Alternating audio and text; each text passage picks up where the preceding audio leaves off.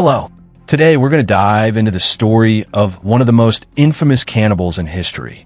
This is the tale of a man who was once known as a bright young boy with a love for poetry and classical music. But a tragic childhood twisted his fate, transforming him into one of Britain's most terrifying criminals.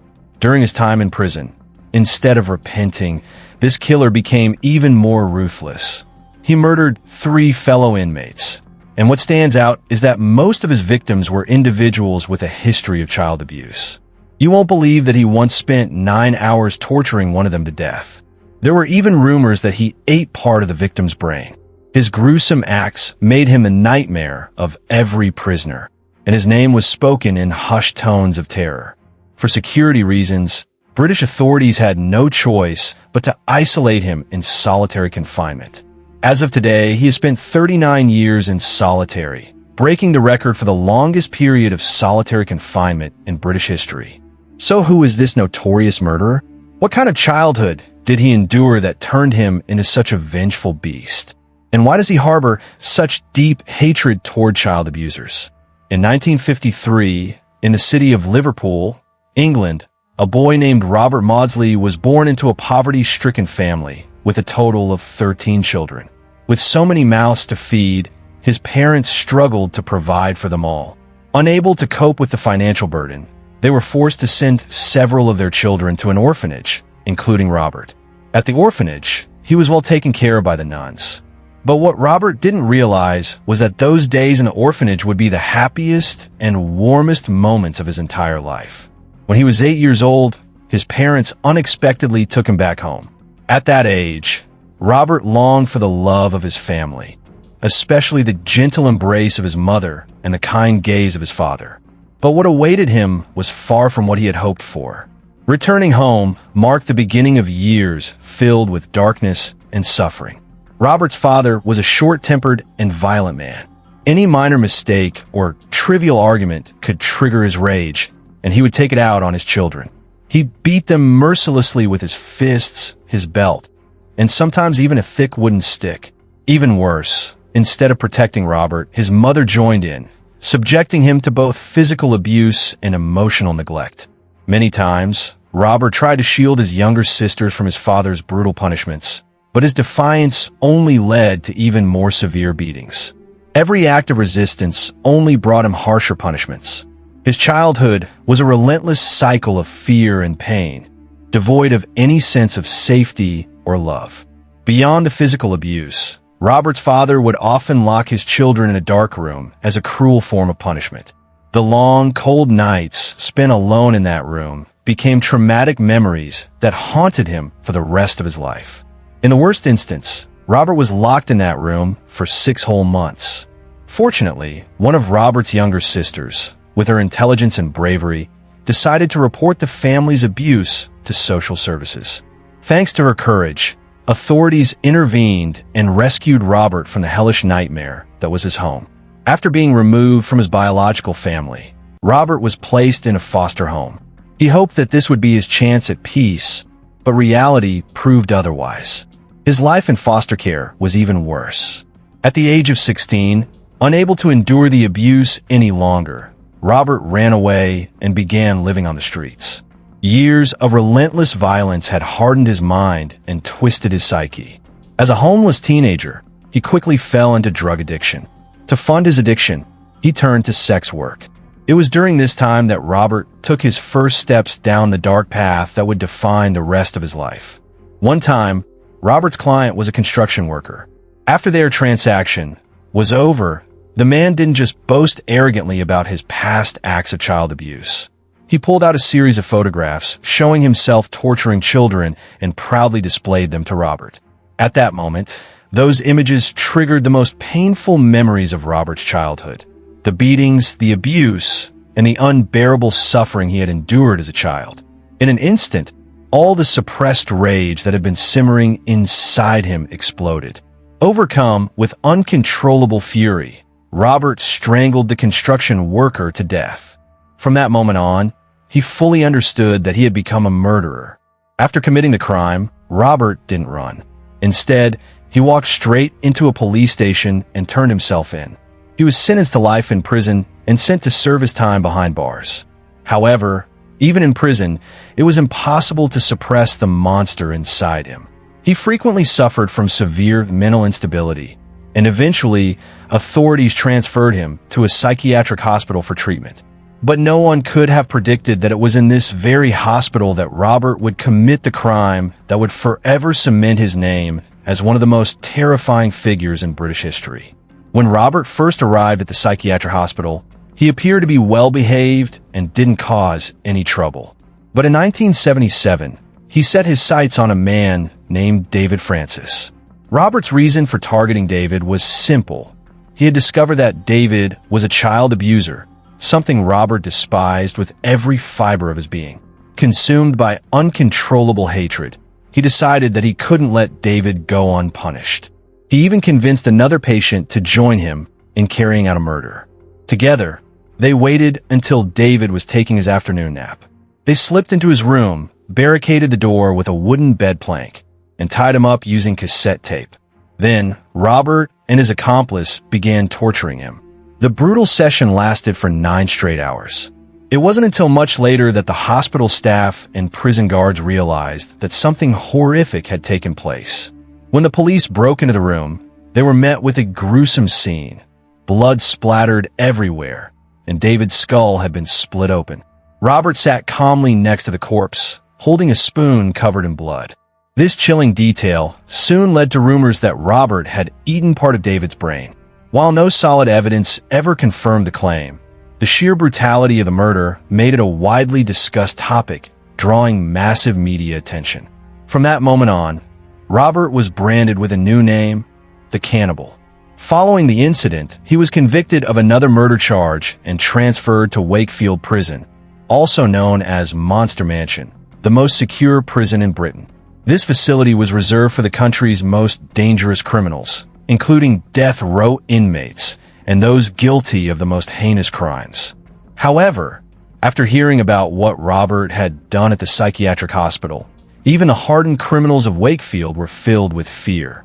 Inside prison, Robert became infamous among inmates, who started calling him the Brain Eater. Within just a few weeks, tales of his horrifying acts spread like wildfire, turning him into a nightmarish legend in the prison world. Initially, authorities believed that with the highest level of security, Robert would no longer be able to cause trouble. But they had no idea that within less than a year, he would launch another terrifying killing spree, one so horrifying that most people would struggle to comprehend it. One of his targets was an inmate named Maudsley, who was serving time for murdering his wife. Despite having heard about Robert's terrifying reputation, Maudsley didn't believe the rumors. He dismissed them as exaggerated prison tales and paid little attention to the warnings. So when Robert casually invited him into his cell, Maudsley didn't hesitate, completely unaware that he was walking straight to his death. The moment Maudsley stepped inside, Robert pounced. He tied Maudsley up before the man even had a chance to react or defend himself. As Maudsley attempted to scream for help, Robert quickly gagged him. Then, he took a makeshift weapon, a spoon he had sharpened into a blade, and brutally killed his victim. Once it was over, he dragged Maudsley's body under his bed and hid it there. Robert didn't stop there. He slipped into the cell of another prisoner, Bill Roberts, a man convicted of sexually abusing a 7-year-old girl. Standing face-to-face with someone he despised, Robert didn't hesitate. He grabbed a makeshift weapon and plunged it straight into Bill's head, then slammed his skull against the wall repeatedly. The force was so brutal that it cracked Bill's skull wide open. After killing 2 men in a row, Robert didn't bother to flee. Instead, he calmly walked into the guard's office, placed his weapon on the table, and said in an eerily composed tone, "At the next roll call, you'll need to cross 2 names off your list." His words left the guard stunned. It wasn't until reports came in from other inmates that they realized Robert had indeed taken 2 lives. According to witnesses, he had actually planned to kill 7 people that day, but for some reason, he stopped after Maudsley and Bill. The incident cemented Robert's reputation as one of Britain's most dangerous prisoners, earning him yet another life sentence. From that moment on, Wakefield Prison was shrouded in an eerie, chilling atmosphere. Stories of Robert spread like wildfire among the inmates, becoming a hot topic of conversation. Old-timers recounted the events to newcomers like a vivid horror movie, and Robert Maudsley's name became a dark legend in British history. To ensure the safety of other prisoners, the warden of Wakefield prison spent £50,000 to construct a special cell in the basement just for Robert. It measured 5.5 meters by 4.5 meters and was entirely encased in bulletproof glass. Inside, there was only a concrete bed, a small table made of compressed cardboard, and a toilet bolted to the floor. Beyond basic necessities like food and hygiene, Robert had no other activities to occupy him. He was allowed 1 hour of yard time each day, but for the remaining 23 hours, he was confined to his isolated cell. A dedicated team of guards monitored him constantly, and whenever he moved, 6 guards accompanied him to ensure absolute security. Living in complete isolation for so long pushed Robert's psyche to the brink. He craved human interaction and connection. Over the years, he repeatedly requested to return to the general population cells to live among other inmates, but every request was denied. By March 2000, Robert decided to break his silence and wrote a letter to the prison warden. In it, he pleaded for better living conditions and asked for personal items like books, cassette tapes, or a sleeping bag to help him cope with the loneliness. He suggested being allowed to play video games, watch TV, or write letters to his family to pass the time. If none of those were possible, he requested a cyanide pill to end his life and put an end to his suffering. The prison, however, rejected all of Robert's requests. By the time he turned 68, on a Christmas season, he submitted another appeal, begging to be let out of his solitary cell for a chance to interact with the outside world. That case is still awaiting a decision. Robert had previously asked to rejoin the general population, but the prison staunchly refused to allow a dangerous killer like him to mingle with other inmates. They believed that after so much time in isolation, his behavior had become too unpredictable and uncontrollable, and they weren't willing to take the risk of releasing him into the general population. This time, not only did the prison deny Robert's request, but they also stripped him of his right to appeal altogether. That meant, barring some unforeseen event, he would spend the rest of his days in that isolated cell. Since 1973, Robert has been imprisoned for 52 years. Due to his prolonged isolation, he began forming bonds with the small creatures in his cell. People often saw him whispering in the corner of his room, seemingly talking to insects, cockroaches, rats, and other critters. Because of his dangerous nature, Robert hasn't had a haircut in over a decade. However, the story of this so-called cannibal captured the attention of the online community when it was covered by international media. Many internet users started asking questions. While keeping Robert in prison for life might be necessary, is isolating him in a solitary cell like this too cruel? Some even argued that a death sentence might be more humane than this form of confinement. Amid these debates, British authorities offered no comments. Yet, one can imagine that for a cold-blooded killer with violent instincts like Robert, isolating him might be the only way to ensure the safety of others. Showing leniency toward Robert could, in fact, be cruelty to everyone else. We can't wait for more tragedies to happen before feeling regret. By then, it would be far too late. Despite his severe psychological issues, Robert possesses an exceptional intellect and remarkable musical talent. Had it not been for the tragedies of his childhood, his life might not have ended so grimly. If his parents had treated him better, or even simply left him to grow up in the orphanage, perhaps this killer's fate could have been entirely different. The story of Robert Maudsley leaves us with much to reflect on about the roles of family, education, and society in shaping a person's life. What do you think about this case? Feel free to share your thoughts in the comments below so we can discuss together.